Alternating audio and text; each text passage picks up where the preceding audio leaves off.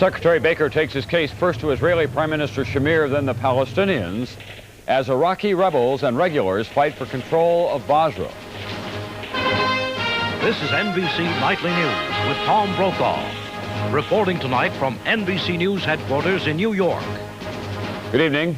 Secretary of State James Baker, on his first official visit to Israel, today received a full tour of the political, geographical, and emotional strains on that region. In what is the most daunting assignment of his diplomatic career, he came determined to find a path to peace. And as NBC's John Dancy tells us tonight, the Baker mission still is viable after the first full day. That's a small victory, John. Tom, so far Baker's trip has been sort of slow-pitch softball, an effort to find out if a peace process is even possible here in the Middle East. But today he threw a couple of fastballs, one to the Israelis, one to the Palestinians. Baker suggested to Prime Minister Yitzhak Shamir that he consider giving up occupied territory in return for peace and dropping some of the harsher measures against the rebellion in the occupied territories. This afternoon, Baker met with Palestinian leaders from the territories. He told them the U.S. is not interested in dealing with the PLO and that leaders of the 8 Arab states he met with over the weekend would no longer sit down with Yasser Arafat, that Arafat had lost legitimacy because of his support for Iraq during the war. One of the Palestinians in the meeting with Baker was Hanan Ashwari, a professor of English. She says Baker is wrong. The real issue is whether the PLO is capable of representing, of leading, and of delivering. And they are. So whether you like their position on one issue or not, or whether you feel they are credited or discredited, to us they are legitimate, and we give them legitimacy. The talk was straight, but it was talk. So by tonight, Baker was feeling good about it. I'm very encouraged by the meetings that I've had here. Baker took time out from his meetings today for a helicopter tour of northern Israel, a not very subtle message from his Israeli hosts about the importance of the occupied territories. They showed Baker the width of their country, only 8 miles without the West Bank, and the Golan Heights, which look down on Israeli settlements. Baker stopped at Carmiel, a new town in northern Israel that is absorbing many of the new Soviet immigrants to the country. There, he delivered his own message to Israelis and Palestinians alike. I would suggest that now it is time for all of us to take the psalmist's advice, seek ye peace and pursue it. There was one other encouraging sign from the White House today that things are going well in the peace process. The White House announced that President Bush will visit the Middle East sometime in the next several months, something that wouldn't be possible if the peace process was foundering. Tom? Thank you, John Dancy in Tel Aviv tonight. In the dizzying events of the last few months, we sometimes forget the ancient roots of this dispute and the place of the Palestinians. Palestinians are the Arab population of a land fought over for centuries. Borders have shifted as this land has repeatedly changed hands. The British took control from the Turks after World War I and called the area Palestine.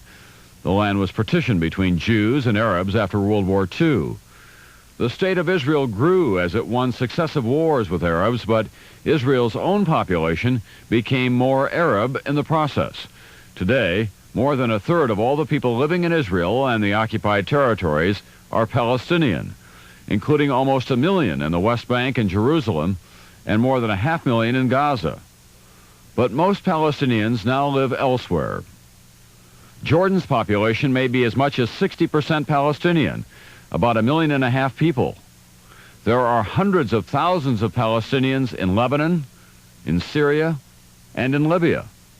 And before the war, there were 500,000 Palestinians in Kuwait and Saudi Arabia, and many became refugees. But the unofficial capital of the Palestinians for now is the West Bank, an area won by Israel from Jordan in the '67 war, an area that NBC's Ed Rabel reports now many Jews never want to surrender. Another school day in the militantly religious Bat Ain Jewish settlement in the Israeli-occupied West Bank, formerly Arab land, part of Jordan.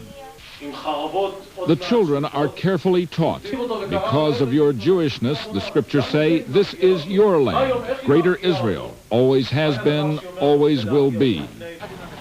Israel has no right to trade this land to the Palestinians for peace, the settlers say. We're just looking that people would cease telling us that in order for there to be peace, you just have to get lost. We're not going to leave. Daniel Cohen was born in America. So was his wife, Batya. They became Israelis and, along with their children, struggled against the flinty land to found this settlement of 50 families 2 years ago. It is hard to see how the government could make them move, much less the other 100,000 Jews who live in fortified enclaves in the occupied territories. We're here to stay, and they'll just have to live with it. Israel could use force like it did when settlers refused to move from the Sinai after it was turned over to Egypt in return for peace. But the resistance put up then was child's play compared to what would happen in the West Bank, settlers promise. If they came to take us away, again, I can't imagine such a thing happening. But if they came to take us away, so they'd have to carry us out. Bat Ain is but one place in the territories where Israel is urging more Jewish families to settle. Plans call for 33,000 new residents in the next 2 years. Such facts seem to make Israel just as militant as these settlers about not giving up the promised land. Ed Rabel, NBC News, Tel Aviv. And when Nightly News continues in a moment, we'll have some rare footage of the battle for Basra in Iraq. That's Iraqi against Iraqi. And Robert Hager. Months of exile in Saudi Arabia, the Emir of Kuwait is expected to return home on Thursday. The head of the family that has ruled Kuwait for decades will be going back to a country, however, in chaos. NBC's George Lewis is in Kuwait City tonight. George, what's the latest there? Tom, the people who lived through Iraqi occupation are beginning to wonder why so few things are working 2 weeks after liberation, why the U.S.-led military alliance seems to be the only institution that's working here. Kuwait City at high noon, the skies blackened by the soot from oil well fires. And in the midst of the darkness at noon, an unannounced visitor, General Norman Schwarzkopf, the commander of Operation Desert Storm.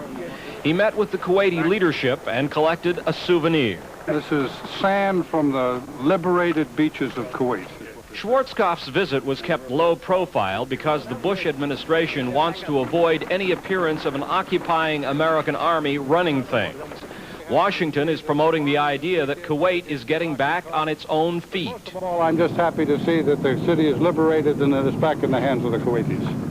But a growing number of Kuwaitis don't think the place is in anyone's hands. 2,000 of them, who want a break from living without running water or electricity or telephones, lined up at a soccer stadium today for exit visas so they can leave. From his hospital bed, opposition leader Hamid al-Juwan voiced his discontent. The only thing it's happened that Saddam Hussein is out, it's kicked out, and that's all, and that's not enough for the Kuwaitis now, and not enough for the area, and not enough for the peace. Al-Juwan, the apparent victim of a political assassination attempt, says if someone was trying to silence him, it will not work. As Kuwaitis line up all day for food handouts, the euphoria over liberation is wearing thin. Those who endured Iraqi occupation are increasingly angry at leaders who fled and have now returned, but are waiting for someone else to clean up the mess. And the Kuwaitis who stuck it out are now saying that the ruling family must restore constitutional freedoms, that only then will Kuwait be truly liberated. Tom? Thanks, George.